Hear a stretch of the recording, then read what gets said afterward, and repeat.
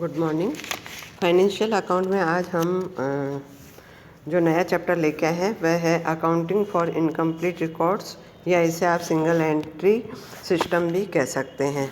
Actual में incomplete record का meaning होता है कि जब कभी कंपनी के अंतर्गत या व्यवसाय के अंतर्गत डबल एंट्री सिस्टम फॉलो नहीं किया जाता है, तो ऐसी स्थिति में जो भी रिकॉर्ड अकाउंटिंग से संबंधित है वह सभी के सभी इनकम्प्लीट कहलाते हैं।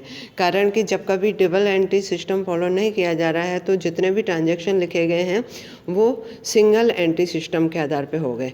क्योंकि अगर हम किसी प्रकार का वेजेज का पेमेंट करते हैं तो wages account debit to bank, तो ऐसी स्थिति में यदि हम केवल बैंक अकाउंट ही खोलें और वेजेज अकाउंट नहीं खोलें तो ऐसी स्थिति में ये सिंगल एंट्री सिस्टम कहलाएगा, या इसको अपन इनकम्प्लीट रिकॉर्ड कहते हैं। एक्चुअल में इनकम्प्लीट रिकॉर्ड के अंतर्गत जो व्यापारी होता है वह एक कैश बुक जरूर खोलता है, उसके साथ साथ में जो पर्सनल अकाउंट होते हैं वह खोलता है। उसके अलावा जो अदर इनकम एंड एक्सपेंडिचर से संबंधित जितने भी अकाउंट्स होते हैं वो अलग अलग नहीं खोलता है। तो चूंकि केवल cash account and personal account खोलने से ही हमारी अकाउंटिंग कंप्लीट नहीं हो पाती है, तो इसी कारण से इसे इनकम्प्लीट रिकॉर्ड कहते हैं। और इनकम्प्लीट रिकॉर्ड होने की वजह से हम कंपनी की वास्तविक फाइनेंशियल स्थिति क्या है या व्यवसाय की फाइनेंशियल स्थिति क्या है ये हम बिल्कुल पारदर्शिता के आधार पर नहीं प्राप्त कर सकते हैं। तो यही कारण है कि जब कभी इनकम्प्लीट रिकॉर्ड होते हैं तो उनको किस प्रकार से हम कंप्लीट रिकॉर्ड में कन्वर्ट कर सकते हैं, यही चीज़ हम पढ़ेंगे। और इसके अंतर्गत आपको दिया रहा है characteristics of incomplete record. Incomplete record की विशेषताएं क्या है। तो मैंने अभी बताया था कि जो व्यापारी वर्ग होता है वह सभी प्रकार की बुक्स न रख करके केवल कैश बुक ही रखता है, और कैश बुक में जितना भी पेमेंट हुआ है या रिसिप्ट हुई है उसका ही लिखता है।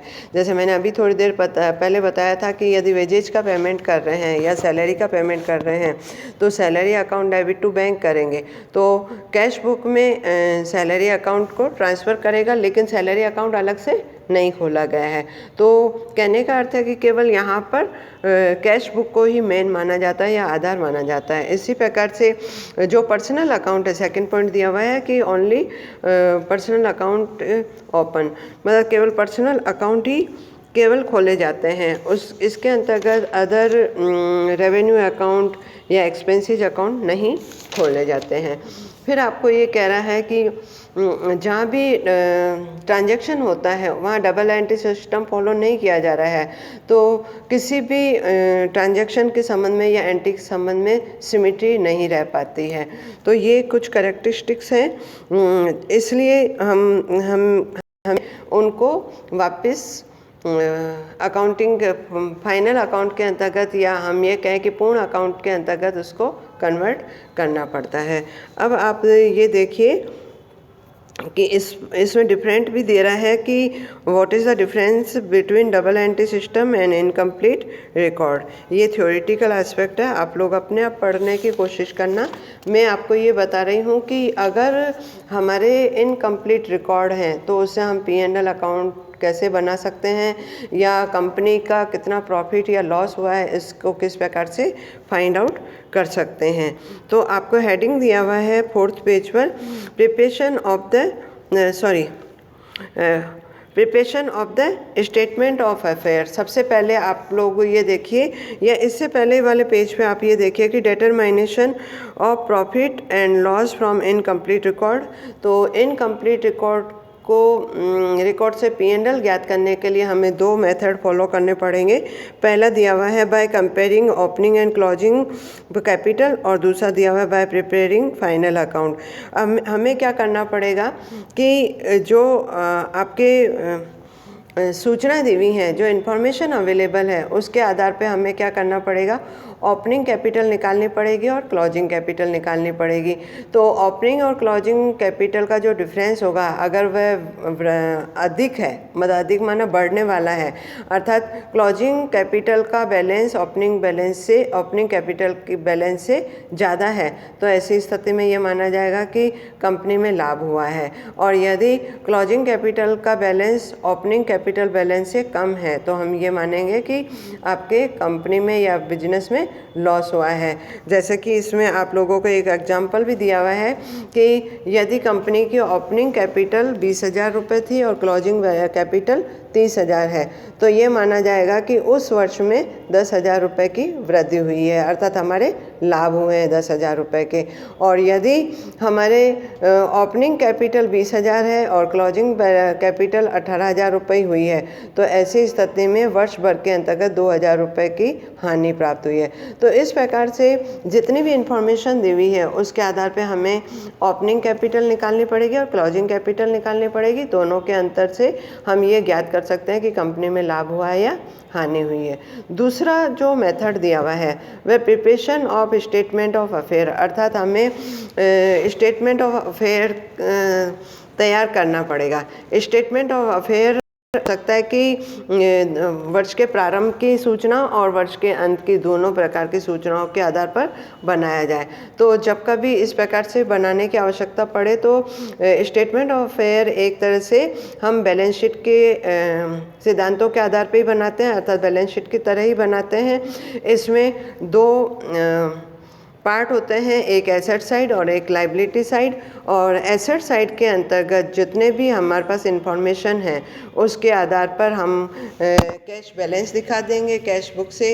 इसी प्रकार से बैंक की पासबुक के आधार पर हम बैंक बैलेंस दिखा देंगे। डेटर्स अकाउंट खोले हुए हैं तो डेटर्स का बैलेंस दिखा देंगे। स्टॉक हम उस दिन के वैल्यूशन के आधार पर या मार्केट वैल्यू के आधार पर दिखाएंगे।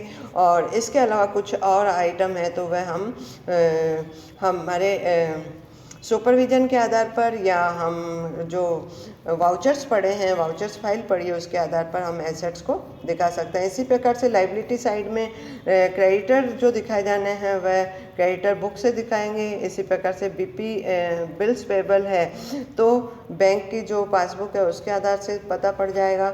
और इसी प्रकार से अन्य किसी प्रकार की लाइबिलिटी दी हुई है तो वह भी हम दिखा सकते हैं। तो ये दोनों मतलब आपके जो एसेट्स और लाइबिलिटी साइड है वह कुछ इन्फॉर्मेशन तो हमारे पास है उसके आधार पर दिखाएंगे और कुछ इन्फॉर्मेशन हम एक जनरलाइज आधार पर या सुपरविजन के आधार पर या वाउचर के आधार पर दिखाएंगे।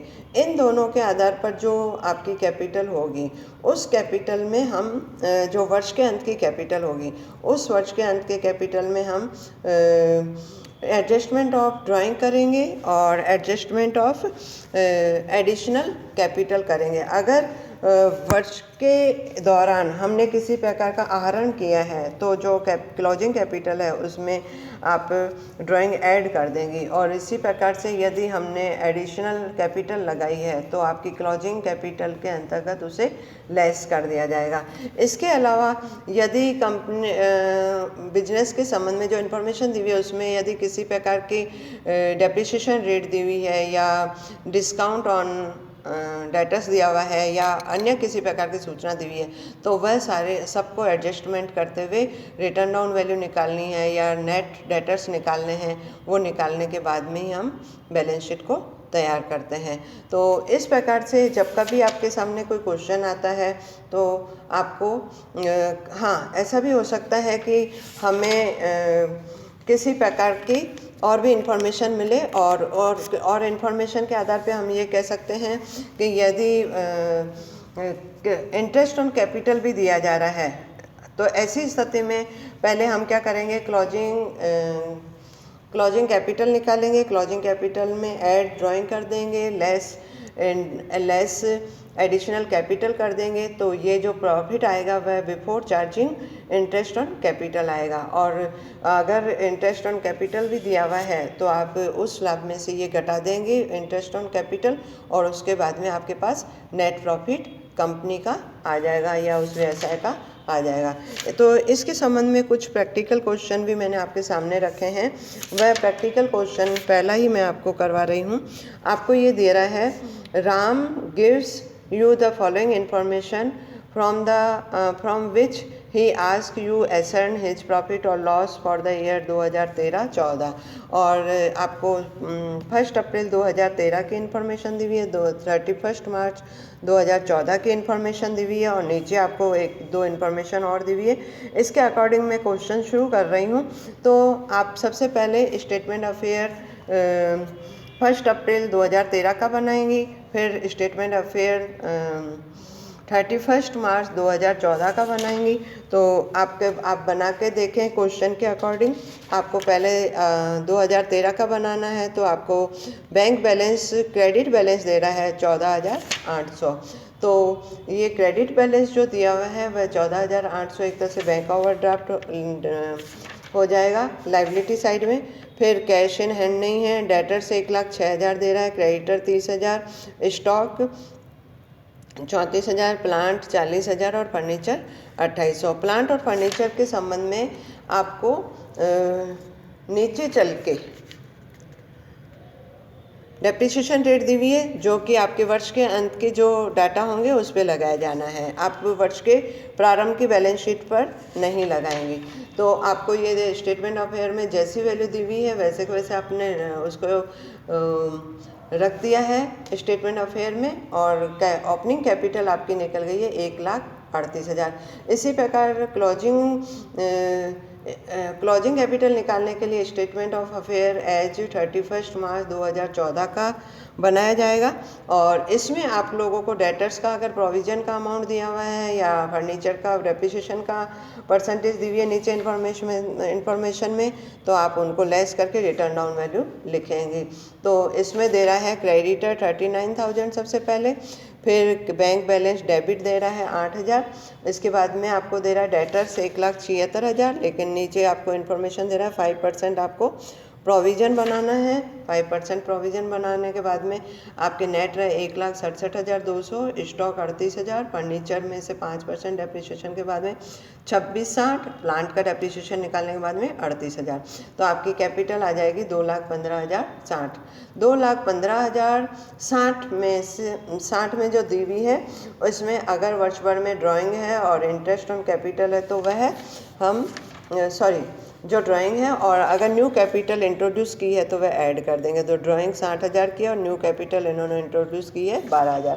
तो ये ऐड एंड लेस करने के बाद में हमारे पास आ जाता है profit before charging interest on capital, और आपके कैपिटल पे इंटरेस्ट लगा है 7,200। तो आपका नेट प्रॉफिट आ जाएगा 1,17,860।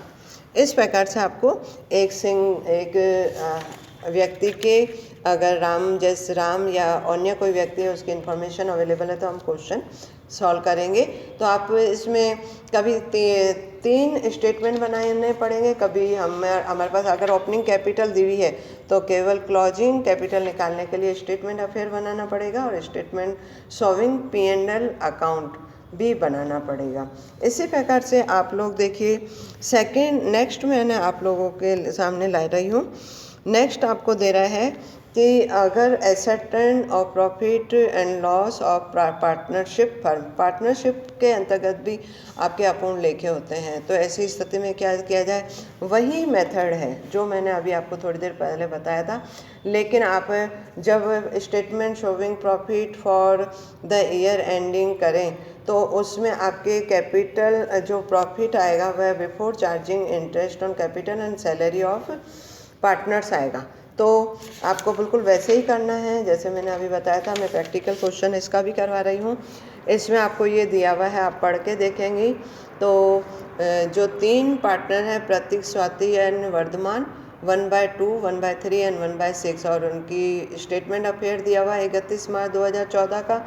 और नीचे आपको इन्फॉर्मेशन दे रहा है कि ये 2014 का, और आपको नीचे इन्फॉर्मेशन दे रहा है, वो कह रहा है कि आप पढ़ के देखें पूरा स्टेटमेंट। तो अब क्वेश्चन में सॉल्व करवा रही हूँ उसके अकॉर्डिंग। आपको कह रहा है स्टेटमेंट और अफेयर कैश इन एंड 39,000, जो कि आपको नीचे वाले पैराग्राफ में दिया हुआ है फिर कैश एट बैंक 20,000 ये भी दिया हुआ है। फिर स्टॉक दे रहा है 1,50,000 स्टॉक दे रहा है 2,70,000 और डेटर्स दे रहा है 1,56,000। फर्नीचर आपको दिया हुआ है फर्नीचर 30,000 ऊपर की ओपनिंग बैलेंस शीट में दिया हुआ है और आपको 5% इस पर डिस्काउंट डेप्रिसिएशन लगाना है तो 28,500। मशीनरी पर आपको 10% डेप्रिसिएशन लगाना है तो 1,53,000 और बिल्डिंग की वैल्यू वो की वो है। इसी प्रकार से जो क्रेडिटर दिए हुए हैं नीचे इन्फॉर्मेशन में 1 लाख दिए हुए हैं तो आपकी कैपिटल आ गई 7,71,000 और ओपनिंग कैपिटल आप लोगों को ऊपर दी हुई है क्वेश्चन में वो जो दी हुई है 7,20,000। अब आप लोग देखिए कि पैराग्राफ के फर्स्ट पैराग्राफ के सेकंड लाइन में जो दिया हुआ है वह आपको दे रहा है an examination of cash book showing that during the year Pratik, Swati and Vardhan had drawn ₹30,000, 24,000 and 20,000। इन्होंने 30 वर्ष भर में 30,000, 24,000 और 20,000 का ड्रॉन किया है। तो ये ड्रॉन के हिसाब से हम इसका स्टेटमेंट ऑफ अफेयर बनाएंगे। आपको क्लोजिंग कैपिटल 7,71,400 थी, ऐड कर देंगे ड्रॉइंग 74,000 और लेस कर देंगे बिगनिंग कैपिटल या ओपनिंग कैपिटल 7,20,000। तो आपके profit before charging interest on capital and salary 1,25,000। अब 1,25,000 में से इनका इंटरेस्ट और सैलरी घटा देंगे। इंटरेस्ट जो दिया हुआ है वह आप 5% कह रहा है 5% ऑन कैपिटल तो आपका 5% ऑन कैपिटल का इंटरेस्ट हो जाएगा 2,80,000 पे 14,000, फिर 2,40,000 पे 12,000 और 2 लाख पर 10,000। तो इंटरेस्ट ऑन कैपिटल आ गया।